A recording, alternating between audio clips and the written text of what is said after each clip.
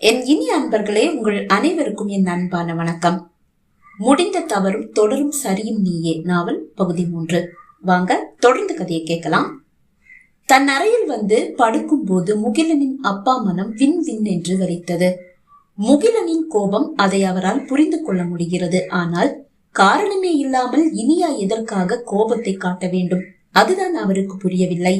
அவளது காரணமற்ற கோபம் அவர் கோபத்தையும் தூண்ட தன் நண்பன் பால்ராஜை அழைத்தார். பல முறை அழைத்த பிறகுதான் எதிர்முனையில் ஹலோ என்ற அலட்சியமான பால்ராஜ் குரல் ஒலித்தது.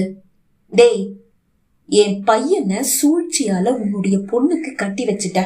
சரி, பரவாயில்ல, ஏதோ உன்கிட்ட கடன் வாங்கின பாவத்துக்காக விதியேன்னு நாங்களும் கல்யாணத்துக்கு ஒத்துக்கிட்டோம். நீ பண்ண அநியாயத்துக்கு நாங்க தான் உன்னுடைய பொண்ணு மேல கோபத்தை காட்டணும். ஆனா இங்க என்னடானா எல்லாம் தலைகீழா இருக்கு. உன் பொண்ணு எங்க கிட்ட கோபமா நடந்துக்கிறா. இது என்னடா கதை? கோபமாக முகிலன் அப்பா கேட்க, டேய், என் பொண்ணுன்னு சொல்றத முதல்ல நிப்பாட்டு.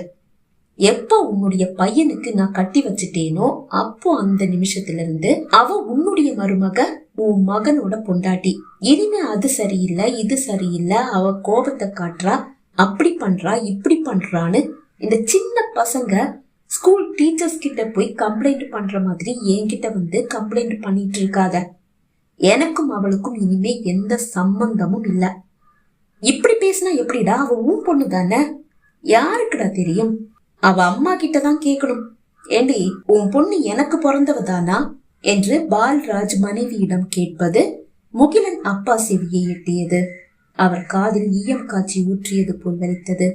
இனியா அம்மாவின் விசும்பல் சத்தம் அவர் செவியில் வந்து விழ, ஏன்தான் அவனிடம் இப்படி ஒரு கேள்வியை கேட்டோமோ என்று அவர் தன்னையே நின்று கொண்டார். டேய், என்னடா இது? ஏன்டா தங்கச்சிக்கிட்ட இப்படியெல்லாம் பேசுற? அடங்குடா, நீ தானே கேட்ட அவ ஏன் பொண்ணு தானேன்னு. எனக்கே சந்தேகம். அதுதான் என் பொண்டாட்டி கிட்ட கேட்டேன். ஏதோ உலகத்திலேயே இல்லாத பத்தினி மாதிரி உட்கார்ந்து அழுதுட்டு இருக்கா. சரி, அதை விடு, உன் விஷயத்துக்கு வரேன். உன் மருமக உன்கிட்ட கோபத்தை காட்டுறான்னா அதுக்கு ஒரே காரணம் நானா தான் இருக்க முடியும். என்ன சொல்ற? அவளுக்கு என்ன கண்டாலே பிடிக்காது. அதனாலதான் அவ ஏன் பொண்ணான்ற சந்தேகம் எனக்கு இன்னைக்கு வரைக்கும் இருந்துட்டே இருக்கு. உன் பொண்ணுக்கு உன்ன பிடிக்காதா? சுத்தமா பிடிக்காதுடா. என் கண்ணு முன்னாடியே வரமாட்டா. அதனாலதான் நான் பார்த்த மாப்பிள்ளையும் அவளுக்கு பிடிக்கல. அவளுக்கு நான் வேறொரு மாப்பிள்ளைய பார்த்து வச்சிருந்தேன்னு சொன்னேன்ல, அது மட்டும்தான் அவளுக்கு தெரியும். அத மாத்திட்டு உன் பையனுக்கு என் பொண்ணை கட்டி வச்ச விஷயம் எல்லாம் அவளுக்கும் தெரியாது, அவ அம்மாவுக்கும் தெரியாது. ஏன்டா இதெல்லாம் அவங்க கிட்ட சொல்லல? எதுக்குடா சொல்லணும்? இவளுங்க என்ன பெரிய பிஸ்தாவா? இவளுங்க கிட்ட கேட்டுட்டு முடிவெடுக்க தண்டமா வீட்டுல உட்கார்ந்து தின்னு என் காசை கரைச்சிட்டு இருக்குதுங்க கழுதைங்க. இதுங்களுக்கெல்லாம் என்னடா மரியாதை வேண்டி கிடக்கு? நான் எதையும் இவளுங்க கிட்ட சொல்லல. எந்த விஷயம் இல்ல, எந்த விஷயத்தையுமே இவளுங்க கிட்ட நான் சொல்றதும் இல்ல. எந்த முடிவெடுத்தாலும் இவளுங்க கிட்ட கேக்குறதும் இல்ல. இந்த வீட்டுல நான் எடுக்கிறது தான் முடிவு, நான் சொல்றதுதான் சட்டம். இங்க நான் தான் எல்லாம். ஆனாலும் அவ அம்மா கூட அவளுடைய சொந்தத்துல ஒரு மாப்பிள்ள பார்த்தாளா? நீங்க இதே காசை என் சொந்தக்கார பையனுக்கும் கொடுத்தா போதும் அப்படின்னு சொல்லி என் பொண்டாட்டி கெஞ்சினா. ஆனா என்ன பண்றது, நீதான் காசை குடுக்கலையே. நீ காசை கொடுத்திருந்தா சரி, பூனா போகட்டும்னு என் பொண்டாட்டி பார்த்த மாப்பிள்ளைக்கே என் பொண்ணை கட்டி கொடுத்திருப்பேன். ஆனா நீ குடுக்கல. என் பொண்ணு உன் வீட்டு மருமகளாகணும்னு விதி போல அதுதான் எல்லாம் நடந்து முடிஞ்சிருச்சு. இனிமே அவ உன் மருமக. அவளை பத்தின எந்த ஒரு புகாரையும் என்கிட்ட கொண்டு வராத. கொண்டு வந்தாலும் எந்த பிரயோஜனமும் இல்ல. நான் அதுல தலையிடவும் மாட்டேன், கண்டுக்கவும் மாட்டேன். அதுக்கப்புறமா தேவையில்லாம உனக்குதான் வேதனை. என்ன பால்ராஜ் இப்படி பேசிட்டு இருக்க? வேற எப்படி பேச சொல்ற? என் பொண்ண நான் உன் வீட்டுக்கு கட்டின சேலையோட அனுப்பியிருக்கேன். என்னடா சொல்ற? கட்டின சேலையோட அனுப்பி வச்சையா? ஆமா, அப்போதுதான் இனியா பட்டு சேலையோடு இருந்தது முகிலனின் அப்பாவுக்கு நினைவு வந்தது. நான் உனக்கு கொடுத்த காசை தவிர என் பொண்ணுக்காக 5 காசை கூட கல்யாணத்துக்கு செலவு பண்ணல. ஏதோ கொஞ்சம் நகை நட்டெல்லாம் போட்டுட்டு வந்தால, அது கூட நான் போட்டு அனுப்புனது கிடையாது. அவ அம்மாவோட நகை நட்டு. அப்புறம் நான் உனக்கு கொடுத்த அந்த காசு அது கூட என்னது இல்லப்பா. என் பொண்டாட்டி அடிக்கடி அவ வீட்டுக்கு போவா. அப்போ அவளுடைய அப்பன் கொடுத்து அனுப்பின காசுதான் அது. ஏன்டா நீ இப்படி இருக்க?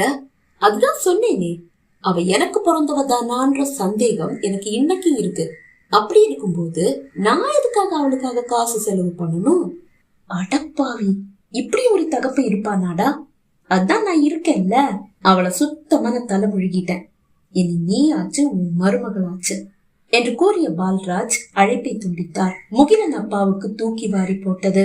இப்படி கூட ஒருத்தர் இருப்பானா என்று யோசித்தவருக்கு இனியா கோபத்தின் காரணமும் புரிந்தது. ஆனால் இது தேவையற்ற கோபம் அல்லவா? தாங்கள் என்ன தவறு செய்தோம்? முகிலன் தான் என்ன தவறு செய்தான்? ஆனால் இனியாவை குறை கூறிவிடவும் முடியாது. அவள் அப்பா செய்த தவறுக்கு அவள் என்ன செய்ய முடியும்? அப்படியே இருந்தாலும் எதற்காக தேவையில்லாமல் தங்கள் மீது கோபத்தை காட்ட வேண்டும்? தாங்கள் அவளுக்கு ஏதாவது துரோகம் செய்தோமா? இல்லை கொடுமைதான் படுத்தினோமா? இல்லை வார்த்தைகளால் தான் அவளை காயப்படுத்தினோமா? எதற்காக அவள் தங்கள் மீது கோபத்தை காட்ட வேண்டும்?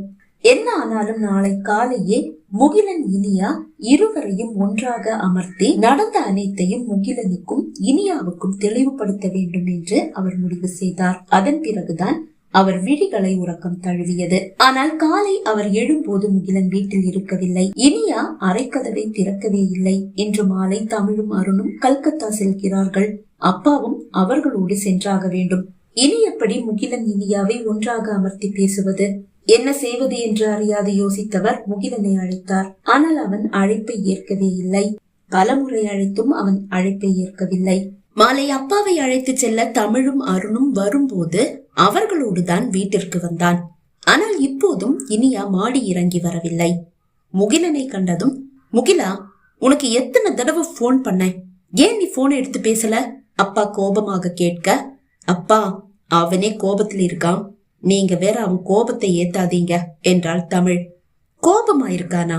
எதுக்கு கோபமா இருக்கானாம்? ஏன்னு உங்களுக்கு தெரியாதாப்பா? தெரியும் தான். பால்ராஜ் மேல இருக்கிற கோபத்தை ஏன் தேவையில்லாம இனியா கிட்ட காட்டணும்? இல்லப்பா, இப்போ அவனுக்கு கோபம் இனியா மேலதான். இனியா மேல கோபமா? அவ என்ன செஞ்சா? அப்பா, இனியா காலேஜ் படிக்கும் போது 4 பசங்களை காதலிச்சு ஏமாத்தி இருக்கா. அதுவும் அவனுங்க கிட்ட இருந்து காசு பணம் அது இது எதோ வாங்கி கடைசியில நான் உங்களை காதலிக்கலன்னு சொல்லி ஏமாத்தி இருக்கா. அது முகிலனுக்கு இப்பதான் அவனுடைய ஃப்ரெண்ட்ஸ் சொல்லி தெரியுது. காலையில அவனுடைய ஃப்ரெண்ட்ஸ் தான் போன் பண்ணி அவனை கூப்பிட்டு இருக்காங்க. அவன் அங்கதான் போயிருந்தான். நீங்க எனக்கு போன் பண்ணி முகிலனுக்கு கூப்பிட்டேன், அவன் போனை எடுத்து பேசவே மாட்டேங்கிறான், என்னான்னு கொஞ்சம் கேளுன்னு சொல்லி சொன்னீங்கல்ல. நான் அவனுக்கு போன் பண்ணி அப்பா போன் பண்றாரு, நீ ஏன் எடுத்து பேசலன்னு சொல்லி கேட்டதுக்கு பேச பிடிக்கல, அதனால பேசலன்னு சொன்னான். உன் பிரச்சனை என்ன, நீ வீட்டுக்கு வான்னு சொல்லி கூப்பிட்டேன், அவனும் வந்தான். என்னன்னு சொல்லி கேட்கும் போதுதான் இனியா பத்தி சொல்றான். தமிழ் கூறுவதை கேட்டபடியே மாடி இறங்கி வந்தாள் இனியா. அவளை கண்ட முகிலனின் அப்பா, என்னம்மா தமிழ் சொன்னதையெல்லாம் கேட்டியா என்று கேட்டார். ஆம் என்று அவள் தலை அசைத்தாள். அவ சொன்னதெல்லாம் உண்மைதானா? ஆமா, அதுல என்ன தப்பு இருக்கு? பசங்க மட்டும் என்ன யோக்கியமா? பொண்ணுங்களை காதலிக்கிற மாதிரி நடிச்சு அவங்க கிட்ட இருந்து என்னென்ன அபகரிக்க முடியுமோ அதையெல்லாம் அபகரிச்சுட்டு கடைசியில அம்போன்னு விட்டுட்டு போகலையா? அதுக்குதான் பழிக்கு பழி. பொண்ணுங்க நினைச்சா கூட எதுவும் செய்யலாம் என்று அலட்சியமாக கூறிய இனியா மீது அதுவரை முகிலனின் அப்பாவுக்கு இருந்த பரிவு காணாமலே போனது. இவ இப்படியெல்லாம் இருந்ததாலதான் பால்ராஜுக்கு இவ என்னுடைய மகளான்ற சந்தேகம் கூட வந்திருக்கும் போல. அவனை குத்தம் சொல்ல முடியுமா என்ன?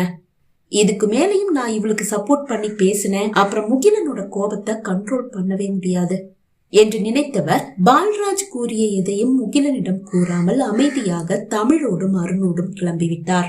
தமிழ், அருண் அப்பா மூவரையும் அருணின் வீட்டாரோடு விமான நிலையம் சென்று வழி அனுப்பிவிட்டு வீடு திரும்பிய முகிலன் அவனது அறைக்கு வரும்போது இனிய அறையில் சத்தமாக ஏதோ ஆங்கில பாடல் ஒலித்துக் கொண்டிருக்கிறது. கதவு தாழிடப்பட்ட நிலையிலும் சத்தம் காதை கிழிக்கிறது. அந்த பாடலுக்கு அவள் விருப்பம் போல ஆட்டம் போடுகிறாள் என்று அவனுக்கு புரிந்தது. இனியா 4 ஆண்களை காதலித்து ஏமாற்றியவள் என்று அறிந்த நேரத்தில் இருந்து அவள் மீது அவனுக்கு ஒரு வெறுப்பு. அது இன்னும் அதிகமாக கோபமாக வந்து கதவை தட்டினான். பாடல் நின்று போனது. அவன் மீண்டும் கதவை தட்ட, என்ன வேணும் என்று கோபமான இனியா குரல் அவன் செவியில் வந்து விழுந்தது. இது கிளப் இல்ல, வீடு. ஆட்டம் போடணும்னா வெளியே போய் ஆட்டம் போடு என்றான். இது என்னோட சுதந்திரம், இதுல யாரும் எவனும் தலையிட தேவையில்லை என்று கூறியவள் மீண்டும் பாடலை பிளே செய்தாள். நீ பாட்டை ஆஃப் பண்ண போறியா இல்லையா? அவன் கோபமாக கத்த, முடியாது, உன்னால் ஆனதை பாத்துக்கோ என்றவள் சத்தத்தை இன்னும் ஏற்ற ஆத்திரத்தில் கதவை எட்டி ஒரு உதைத்தான் முகிலன். அடுத்த நொடி தாழ் விடுபட்டு கதவு திறந்து கொண்டது. இதை இனியா எதிர்பார்க்கவில்லை. வேகமாக உள்ளே வந்தவன் ஓங்கி அவள் கன்னத்தில் ஒரு அறை விட கையை ஓங்கினாலும் தன்னை கட்டுப்படுத்திக் கொண்டு கையை கீழே இறக்கியவன், இந்த கதவு உனக்கு ஒரு பாதுகாப்புன்னு நீ நினைச்சா அது உன்னோட தப்பு. இரும்பு கதவே ஆனாலும் அதை உடைச்சிட்டு உள்ள வர என்னால முடியும். சும்மா ஒண்ணும் நான் கராத்தே கத்துக்கல. ஒழுங்கு மரியாதையா இருந்தா இரு, இல்லையா பெட்டி படுக்கையை எடுத்துக்கிட்டு உன் அப்பன் வீடு போய் சேரு என்றான். என்ன, என் அப்பன் வீடு போய் சேர்றதா? அப்புறம் இதுக்கு என் கழுத்துல தாலி கட்டுன? நீ என் கழுத்துல தாலி கட்டுனதாலதான் நான் இந்த வீட்டுல வந்து உட்கார்ந்துட்டு இருக்கேன். தாலி கட்டுனா உன் இஷ்டத்துக்கு ஆட்டம் போடுவியா? அதை பார்த்துட்டு நான் சும்மா இருக்கணுமா? ஆமா, நீ அதை சகிச்சுக்கதான் வேணும். வேற வழியே இல்ல. எவளையும் சகிச்சுக்க வேண்டிய அவசியம் எனக்கு இல்ல. மரியாதைன்னா மரியாதை, இல்ல என்ன நடக்கும்னு எனக்கே தெரியாது என்றவன் வந்த வேகத்தில் திரும்பிவிட்டான். வாசல் வரை வந்தவள் அவன் சென்ற திசையையும் உடைந்த தாழையும் மாறி மாறி பார்த்தாள். எவ்வாடியோ, இவன்கிட்ட கொஞ்சம் ஜாக்கிரதையா இருந்தே ஆகணும். கதவை உடைச்சிட்டு உள்ள வந்துட்டான். அவன் சொன்ன மாதிரி இந்த கதவு எனக்கு பாதுகாப்பே கிடையாது. என் வாய்க்கு பூட்டு போடுறதுதான் எனக்கு பாதுகாப்பு. முணுமுணுத்தவள் கதவை வெறுமனே சாத்திவிட்டு வந்து படுக்கையில் வீழ்ந்தாள். பகுதி 3 நிறைவடைந்தது.